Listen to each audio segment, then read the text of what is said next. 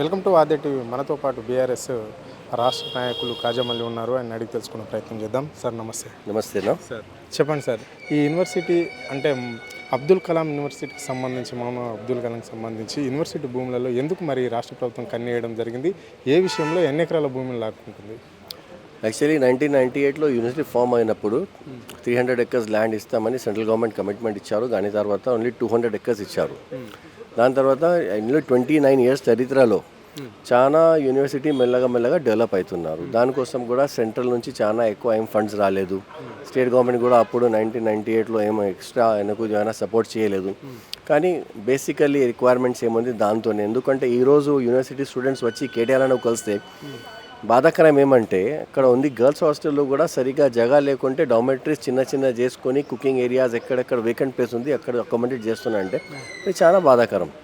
ఇంకొకటి, ఈ కాంగ్రెస్ గవర్నమెంట్ వచ్చిన తర్వాత మీరు చూసుకోండి 2 years ఆఫ్ చరిత్రలో హైదరాబాద్ సెంట్రల్ యూనివర్సిటీలో 100 acre భూమి మీద 400 acre కన్ను పెట్టుకొని 100 acre భూమి మొత్తం క్లియర్ చేసుకొని గ్రీనరీ సర్వనాశం చేసుకొని స్టూడెంట్స్కి చాలా పరేషాన్ చేసుకొని అక్కడ కూడా కేటీఆర్ మద్దతుతోనే కేటీఆర్ సార్ బీఆర్ఎస్ పార్టీ నిలబడి 100% అది ఆపిన పని. ఈరోజు కూడా మైనారిటీస్ కోసమని ఇది ఉర్దూ యూనివర్సిటీ అని ఒక పేరు ఉంది, మౌలానా అబుల్ కలాం యూనివర్సిటీ అని. ఒక మాట గుర్తు చేయాలంటే ఈ మేనిఫెస్టోలో కాంగ్రెస్ గవర్నమెంట్ తోఫాయ్ తాలీం అని మౌలానా అబుల్ కలాం ఆజాద్ పేరు మీదతో తోఫాయ్ తాలీం ఇస్తా అని అన్నారు. కానీ అది తాలీంకు తోఫా ఇడిచిపోయి అది మొత్తం పక్కగా పెట్టుకొని ల్యాండ్ గ్రాబింగ్ ప్రయత్నం చేసుకొని 50 acre భూమి ఆ యూనివర్సిటీ నుంచి తీసుకొని ప్రయత్నం చేస్తున్నారు. దానికి స్టూడెంట్స్ చాలా పరేషాన్ ఉన్నారు. ఎందుకంటే ఈ స్టూడెంట్స్కు ఇది ప్రోగ్రెసివ్ స్టేజ్లో ఉన్నారు యూనివర్సిటీ. ఈ స్టేజ్లో అన్నీ ఇట్లా 50 acres ల్యాండ్ ఇంకా పోతే ఆల్రెడీ 37 acres ల్యాండ్ రోడ్ వైండింగ్కి ఓఆర్ఆర్కి అది ఆల్రెడీ యూనివర్సిటీ ఇచ్చారు. కానీ ఇంకా 50 acres ల్యాండ్ తగ్గితే యూనివర్సిటీస్ ఎట్లా ఎక్స్పాన్షన్ చేస్తారు, ఎట్లా ఫ్యూచర్లో మనకు ఏం ఆపర్చునిటీ స్టూడెంట్స్ చాలా పరేషాన్ ఉన్నారు. టోటల్గా యూనివర్సిటీకి సంబంధించి ఎన్ని ఎకరాల ల్యాండ్ ఉంది? మరి ఇప్పటికే దాదాపుగా మీరు అన్నట్లుగా ఓఆర్కి సంబంధించి రింగ్ రోడ్కి సంబంధించి 30 acres ల్యాండ్ గతంలో పోయింది గత ప్రభుత్వంలో. ఇప్పుడు 50 acres పోతే టోటల్గా ఆ ల్యాండ్ విలువ ఎంత, అంటే ఎన్ని ఎకరాలు ఉంది? యాక్చువల్లీ 1998లో ఇచ్చినప్పుడు 200 acres ఉన్నారు. దాని తర్వాత 37 acres మన ఇది ఓఆర్ఆర్ ఎక్స్పాన్షన్లో పోయినా మిగతా ఉంది 177 acres. అలాగే మళ్ళీ 50 acres పోతే 125 acres మీద ఎట్లా యూనివర్సిటీ నడుస్తుంది? It is very much concern, చాలా కన్సర్న్ ఉంది స్టూడెంట్స్కి కూడా.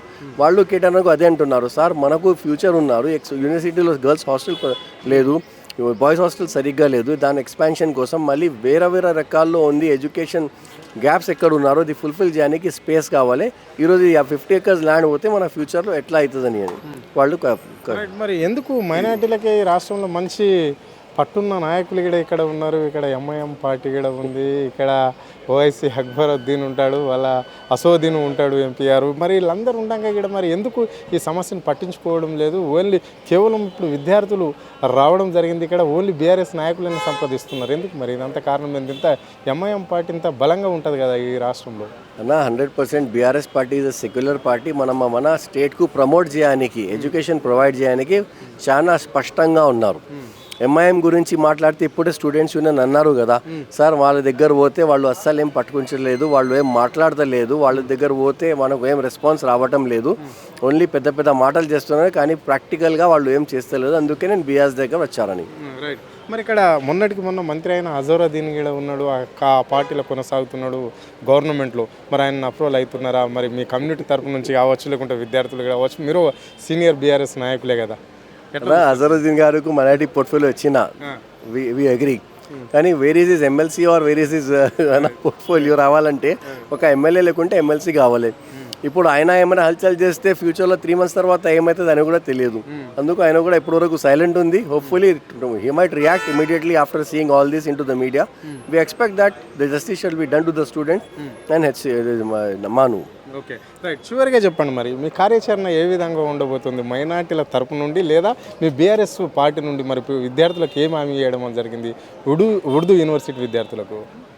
ఇది యూనివర్సిటీ విద్యార్థులకి కేటీఆర్ ఒకే మాట ఇచ్చారు, 100% after 2 years will going to bounce back. అప్పుడు 100% మన స్టేట్ బడ్జెట్తోనే హాస్టల్స్ కానీ యూనివర్సిటీకి బిల్డింగ్స్ కానీ ఏమైనా ఉంటాయి. ఎందుకంటే ఒక చిన్న విషయం, ఒకసారి కేటీఆర్ అన్న నిజాం కాలేజ్ పోయినా. నిజాం కాలేజ్ పోతే అక్కడ స్టూడెంట్స్ వచ్చి చెప్పారు, సార్ మా దగ్గర యాక్చువల్లీ హాస్టల్స్ లేదు సార్, ఏమన్నా మీరు చేస్తే అంటే, though the subject was not of KTR అన్న. Being a municipal minister he immediately reacted. 30 crores మీద పైసలు ఖర్చు పెట్టుకొని ఆ స్టూడెంట్స్కి ఆయన మంచిగా బిల్డింగ్ ఏర్పాటు చేసి ఇచ్చారు. సో దిస్ ఈజ్ ప్రభుత్వం, this is BRS, that was BRS ప్రభుత్వం. రేపు కూడా అందరికీ ఒక ఆశ ఉన్నారు, 100% బీఆర్ఎస్ బౌన్స్ బ్యాక్ అవుతారు, మనకు అన్ని పని జరుగుతుంది. Okay, right. Thank you.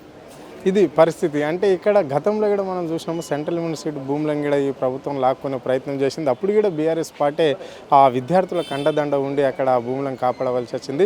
ఇప్పుడు ఉర్దూ యూనివర్సిటీలో కూడా అదే పరిస్థితి. అంటే దాదాపుగా 200 ఎకరాలలో ఉర్దూ యూనివర్సిటీ ఉంటే 30 ఎకరాలు ఆల్రెడీ ఔటర్ రింగ్ రోడ్ పోవడం అనేది అయితే జరిగింది అని చెప్పేసి వాళ్ళు చెప్పారు. ఇంకో 50 ఎకరాలు ప్రభుత్వం లాక్కునే ప్రయత్నమే చేస్తుంది. కాబట్టి దీన్ని కూడా మా పార్టీ నుంచి కావచ్చు, లేకుంటే మైనార్టీకి సంబంధించిన అందరూ రాష్ట్ర వ్యాప్తంగా కూడా దీన్ని ఖండిస్తున్నాము అని చెప్పేసి కూడా ఆయన ఖండిగా చెప్పడం అనేది జరిగింది. హైదరాబాద్ నగరానికి సంబంధించి ఎంఐఎం పార్టీ ఉన్నా కానీ వాళ్ళు పట్టించుకోవడం లేదు. కాబట్టి ఇక్కడ మా బీఆర్ఎస్ పార్టీని విద్యార్థులు వాళ్ళు మమ్మల్ని సంప్రదించారు కాబట్టి విద్యార్థుల ఎంట ఉంటాము అని చెప్పేసి కూడా ఆయన స్పష్టంగా చెప్పడం అనేది అయితే జరిగింది. కెమెరా పర్సన్ రవితో అరుణ్, ఆద్య టీవీ, హైదరాబాద్.